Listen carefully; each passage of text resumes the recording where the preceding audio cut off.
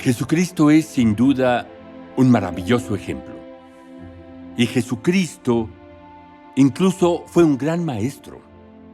Aún es un gran maestro gracias al Espíritu Santo que envió por el Padre.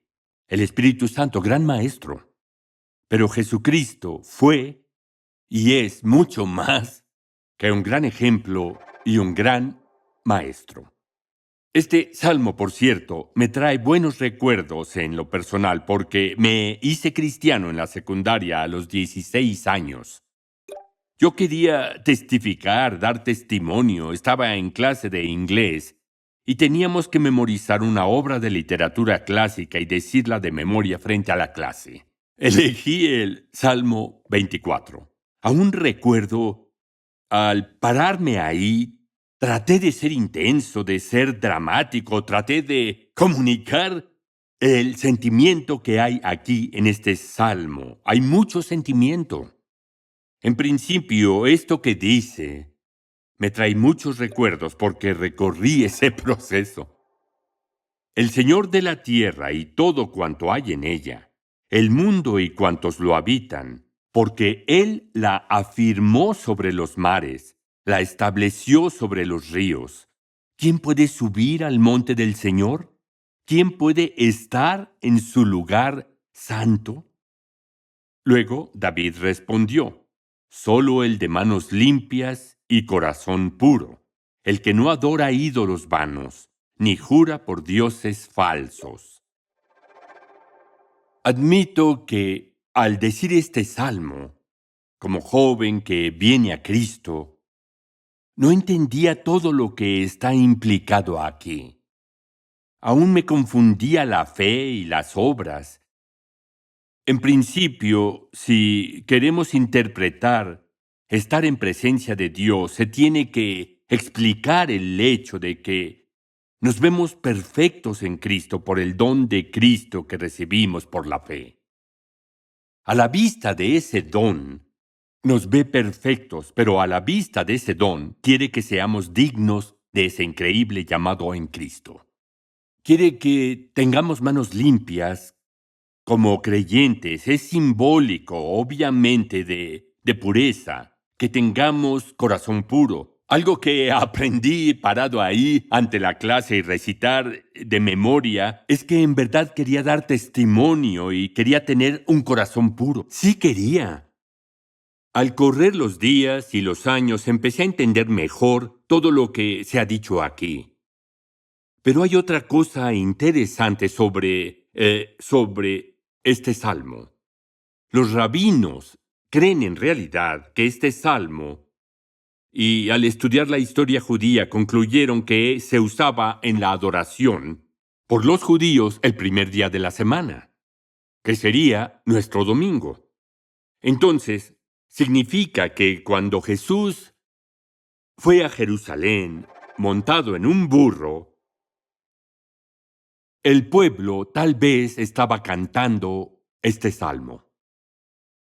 Porque en esencia decían, el rey que llegó viene en nombre del Señor. Y noten las palabras de los versículos 7 al 10. Imaginen a la multitud y a los sacerdotes cantando el salmo. Y Jesús entrando a Jerusalén.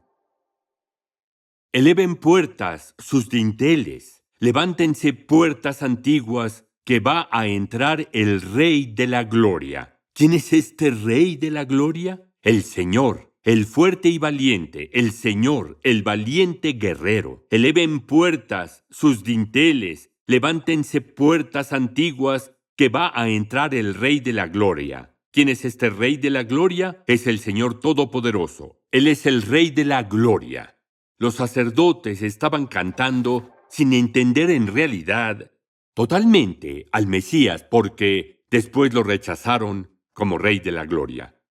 Otro salmo mesiánico, porque David no era el Rey de la Gloria. No clamó ser el Rey de la Gloria. Ni el Señor Todopoderoso. Hablaba proféticamente del Mesías cuando escribió estas palabras. Estas son referencias a Jesús, el Mesías. Al leer el principio del Salmo 24, hay una gran correlación con el Nuevo Testamento. Por ejemplo, en Juan capítulo 1, los tres primeros. En el principio era el Verbo, y el Verbo estaba con Dios, y el Verbo era Dios. Este estaba en el principio junto a Dios. Todas las cosas por medio de él fueron hechas, y sin él nada de lo que ha sido hecho fue hecho. Compárenlo con el inicio del Salmo. Primeros versículos 1 y 2. Del Señor es la tierra y todo cuanto hay en ella, el mundo y cuantos lo habitan, porque Él la afirmó sobre los mares, la estableció sobre los ríos. Una profecía de lo que hizo Jesucristo en la eternidad pasada, cuando creó la tierra. En el principio era el Verbo era con Dios y el Verbo era Dios, y Él participó en la creación del universo. David lo proyectó cuando escribió eso, un enunciado profético. Gente bien intencionada hoy dice que Jesús sí era un gran hombre. Quien es entendido en historia dirá que fue un gran hombre, si no niega la realidad. Que fue el hombre de la moralidad más elevada que ha vivido. Un gran maestro como Nicodemo que dijo, sabemos que has venido de Dios como maestro. Él fue todo eso, pero también el Dios hombre.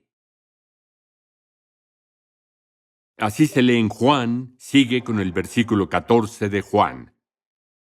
Y el Verbo se hizo carne y habitó entre nosotros, y vimos su gloria, gloria como del unigénito del Padre, lleno de gracia y de verdad.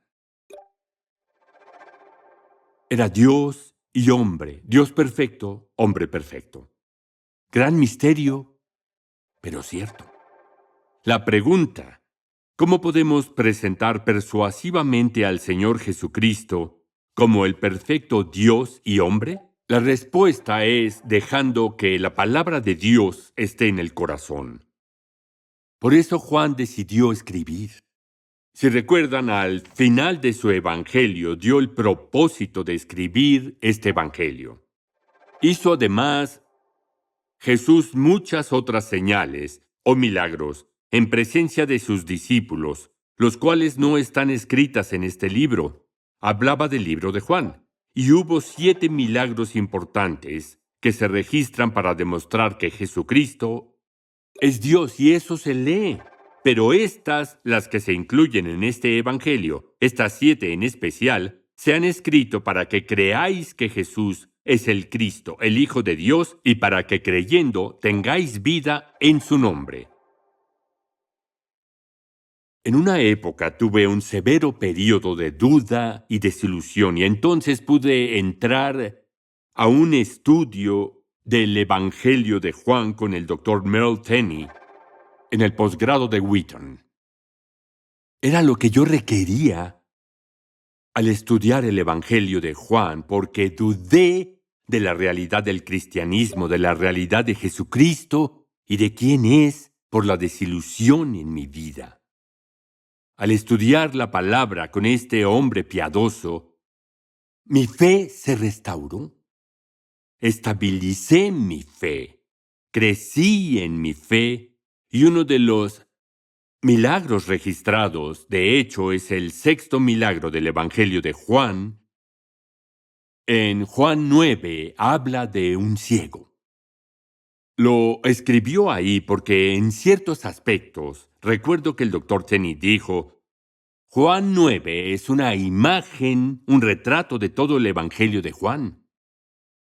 Es fascinante el capítulo de Juan 9, porque en principio es de un hombre que nació ciego y en las afueras de Jerusalén, Jesús dijo antes, en una discusión intensa con los fariseos que lo criticaban y que decían, ¿quién crees que eres?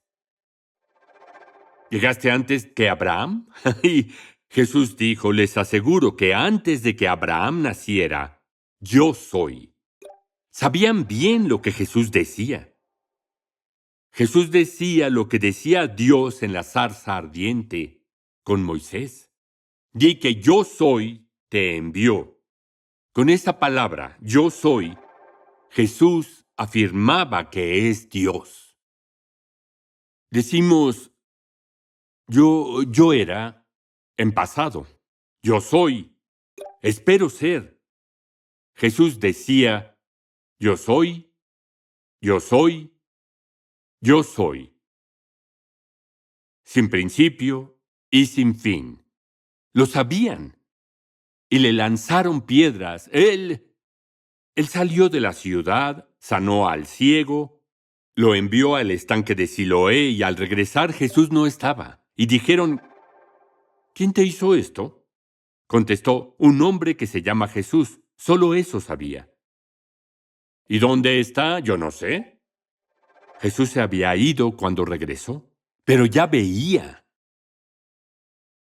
Dijeron, ¿qué opinas de él? Vean su respuesta. Yo digo que es un profeta. Querían convencerlo de que Jesús no era un buen hombre. Dijo, yo no sé, pero para mí es un profeta.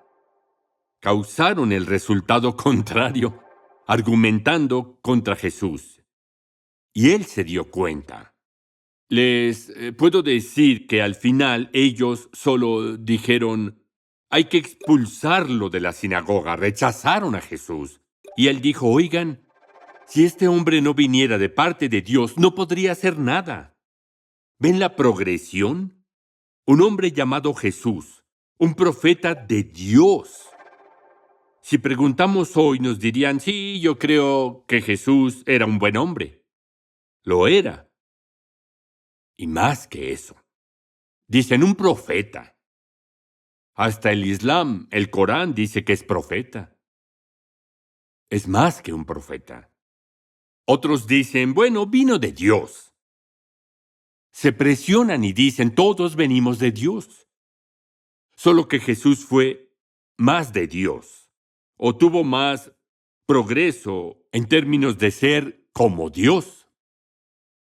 Y lean, cuando el hombre dijo, vino de parte de Dios, lo echaron y Jesús lo halló. Y le dijo, ¿tú crees?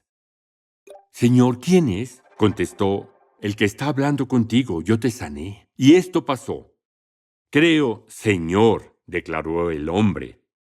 Y fue su momento de redención. Y es que Jesús es un hombre, un profeta de Dios, pero es el Dios hombre. Jesucristo. Qué gran testimonio de quién es Él en el Evangelio de Juan. En Juan 9 se resume todo el Evangelio de Juan. Nos da un retrato del desarrollo de la fe y por qué Juan escribió el Evangelio y la respuesta de cómo ayudarlos a creer. No pueden convencerlos, pero el poder de su palabra, si ven la palabra de Dios a través de su Espíritu, produce fe y responde el mensaje. Este es el principio de vida. Cuando compartimos el mensaje cristiano, debemos dejar claro que Jesucristo es mucho más que un ejemplo maravilloso y un gran maestro. Él es Dios.